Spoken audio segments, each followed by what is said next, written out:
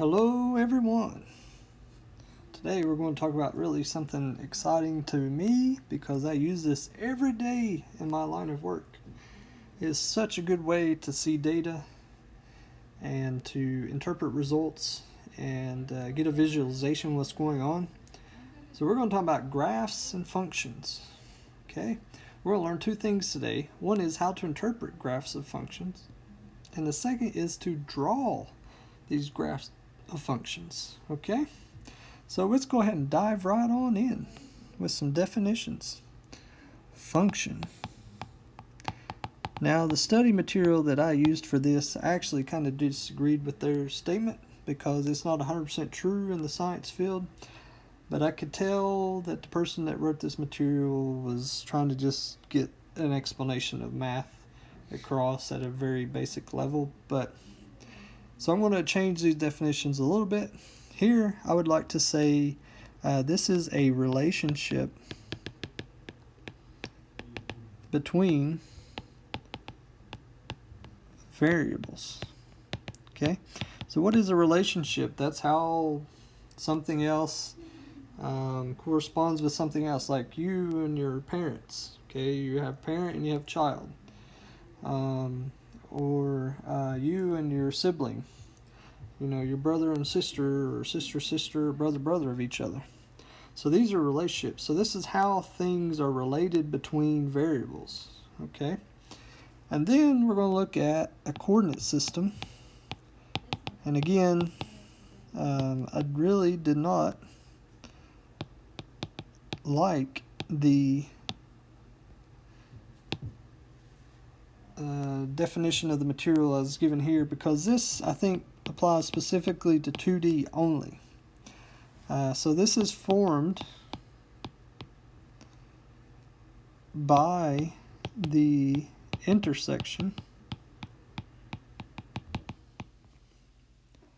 of two number lines.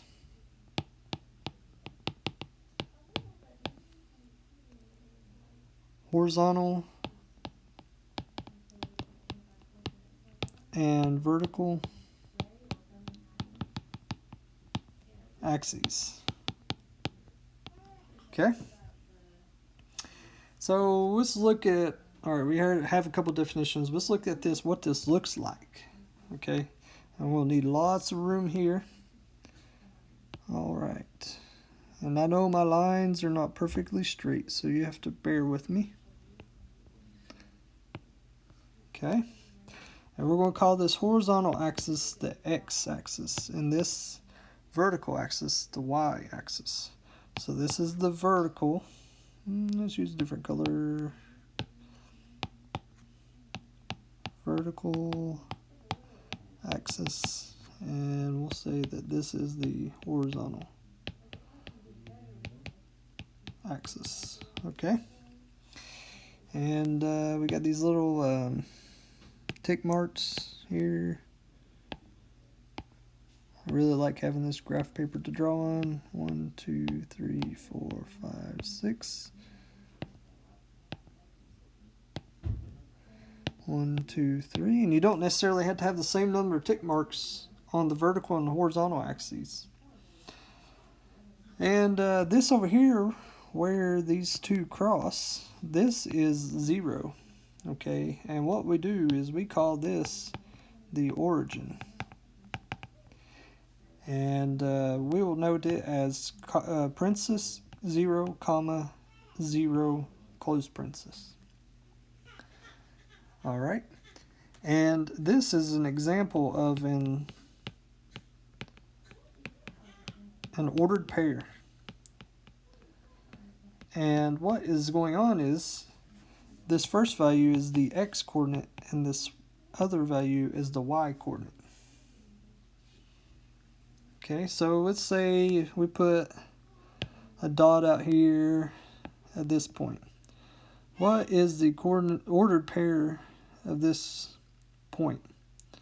So this would be 3, comma 1, because on the x-axis it's a 3 and on the y-axis it's a 1.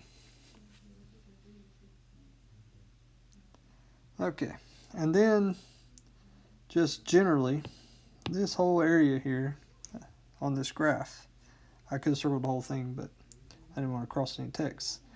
This is called a coordinate plane. And this is very useful for 2D.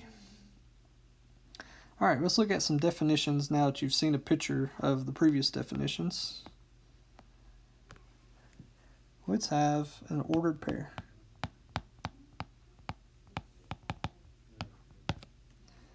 This is a set of numbers or coordinates, or as my British friends say, coordinates, written in the form of x comma y in parentheses. And then an x coordinate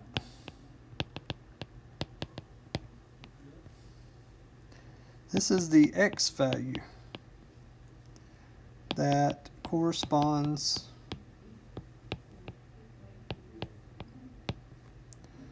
with the x-axis. And then we have y coordinate. This is the y value that corresponds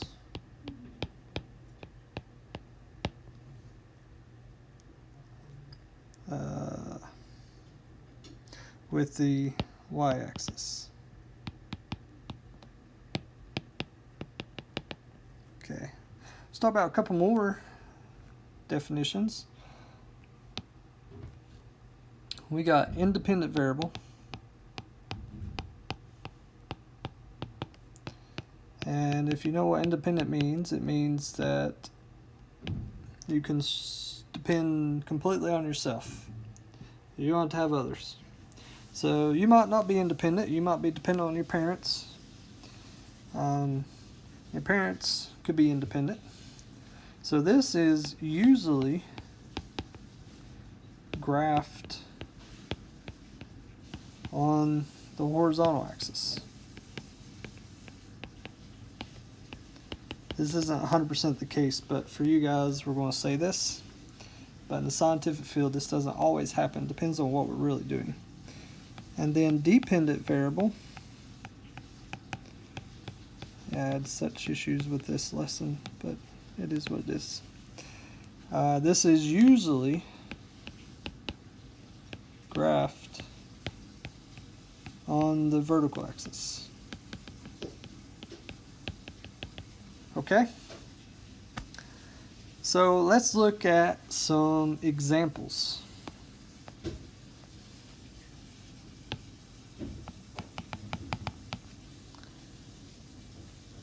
Let's say that the average price of cookies increases throughout the years. What a shame. It gets more and more expensive to buy cookies, or to make cookies, however you want them. So this happens due to inflation and other factors. We won't get into all that. But we want to find, in this case, what is the independent variable and what is the dependent variable. So dependent variable depends on something else and an independent variable doesn't. Okay? So in this case, time is not dependent on anything else. It would be the independent variable.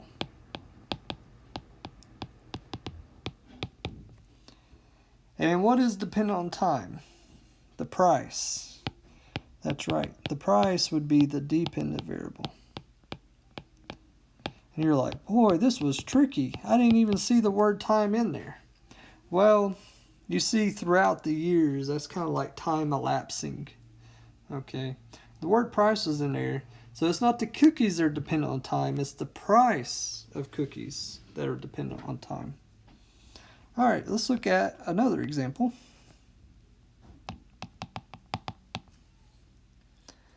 All right, I want you to identify the graph that represents a space shuttle above Earth from launch to landing. Oh, this is so much fun. This is like my field of work.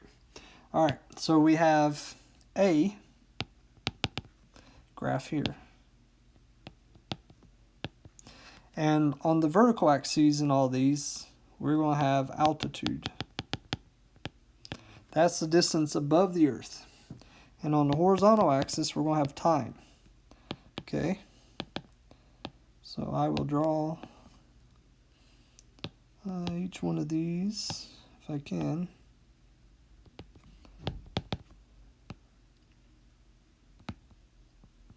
All right, we got 3 axes. And let me show how these go.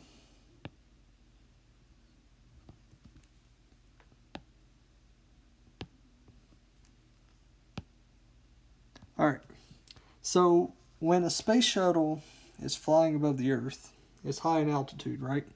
But at launch, it's coming off the Earth. It's rising above the Earth. And at landing, it's coming to the Earth again. So the altitude at the level of the Earth is 0. Okay? And so at the beginning and the end of the line, we need to be at 0. So in this case, we're at 0. This case, we're at 0. This case, we are. So check, check, check. This case, nope. This case, nope. This case, yep. And when we're above the Earth, we should, or in between launch, which would be at the beginning, and landing, which would be at the end, in between this range, we need to be above 0. So this one is good. This one is good. This one is good. Okay, so let's look at B. The landing never happens. The space shuttle is still in the air. And in case of C, the launch is not on the ground. It's already in the air. And then it comes and lands. So A is the only case where we start at 0, we go above 0 for the altitude, and we come back to 0 as time changes from left to right. So the answer would be A. All right, now let's look at some more definitions.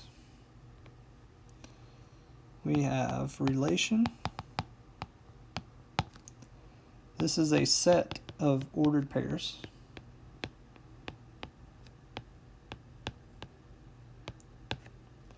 We have a domain. This is a set of the first numbers of the ordered pairs.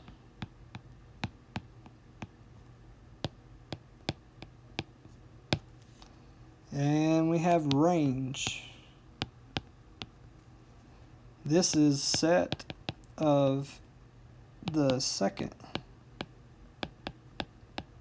numbers of the ordered pairs. All right, let's look at an example to understand what we're talking about here. Okay, let's say you watch Multipro's other gaming channel and you see what kind of finishes he has. So let's create a little table here. So on the top line, we're going to have the race numbers. So first race, second race, third race, fourth race, and fifth race. And then we're going to have his finishes. So let's say he wins first race, second race, finishes 11th, finished 13th, and finished first. Alright, so we need to have a relation. Okay, so we have to put together these ordered pairs. So what would be the ordered pairs in this case?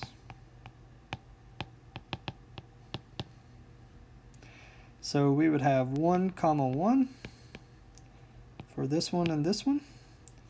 Then we would have 2, 1 for this one and this one.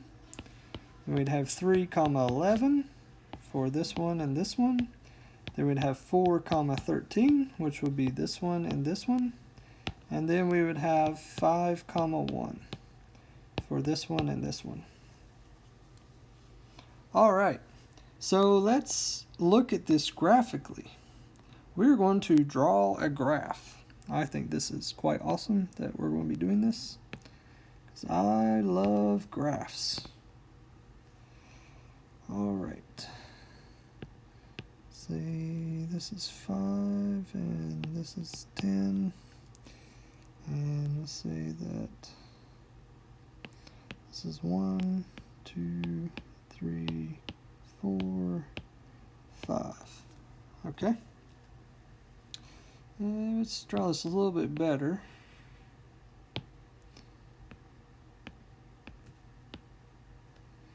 So we don't get confused. Alright.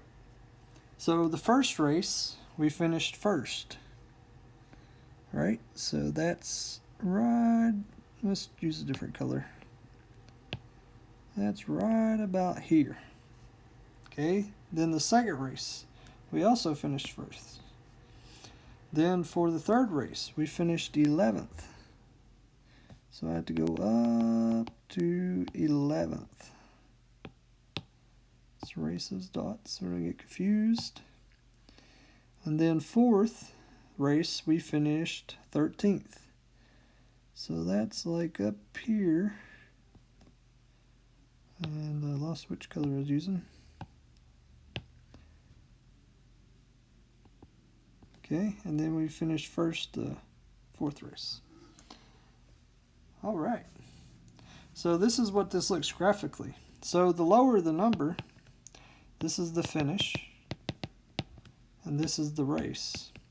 The lower the number, the better, right? I finished better in the race. The higher the number, the worse. So there are a couple races here. Fortunately, this was out of 21 cars, so it was kind of mid-pack. It wasn't towards the end. So these up here were not as good as these down here. Okay, let's look at a problem. Let's say we have a graph.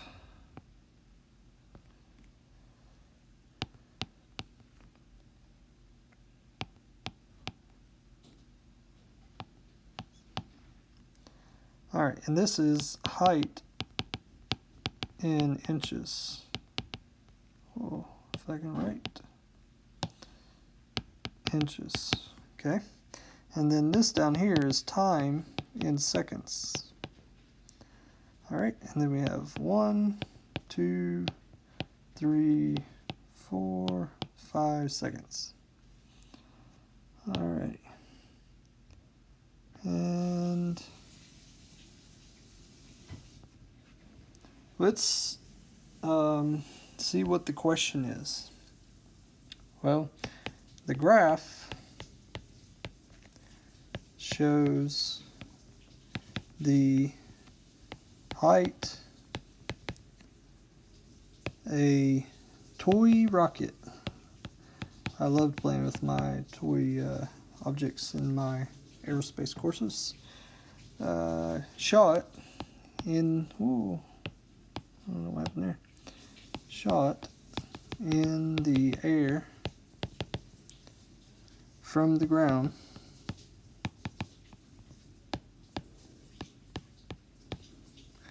All right, so how many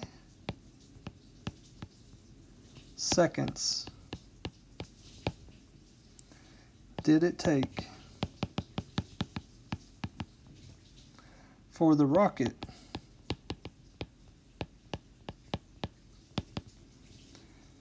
to reach its maximum height.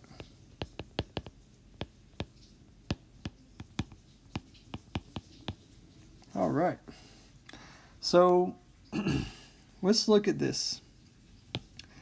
At 1 second, we're somewhere between 20 and 40 seconds. Inches.